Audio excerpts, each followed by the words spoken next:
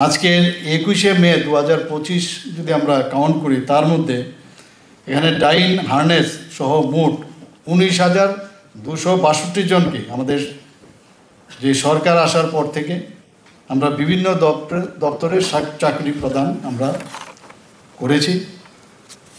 এখানে শুধু আজকে যে আমরা চাকরিগুলো দিলাম তাই নয়, খাদ্য দপ্তরে আরও যা আমার কাছে রিপোর্ট আছে 12 জন সাব ইন্সপেক্টর আরও নিয়োগ করা হবে, 3 জন ফিউমিগেশন অ্যাসিস্ট্যান্ট, 6 জন স্টোর কিপার এবং 35 জন স্টোর গার্ড পদে তারও নিয়োগ করার উদ্যোগ দপ্তরের থেকে নেওয়া হয়েছে। এবং শুধু এই দপ্তরেই না, অন্যান্য দপ্তরেও আমরা আস্তে আস্তে করে চাইছি যতগুলো শূন্য পদ আছে এবং নতুন নতুন আবার আমরা সেই ক্রিয়েশনও করছি অনেক চাকরির জন্য। এবং তাতে করে আগামী দিন যে চাকরি নিয়ে যে হইচই চলছে, যে চাকরি হয় না, তো সেইগুলো কিন্তু আস্তে আস্তে আমরা সেই গ্যাপগুলো আমরা পূরণ করছি।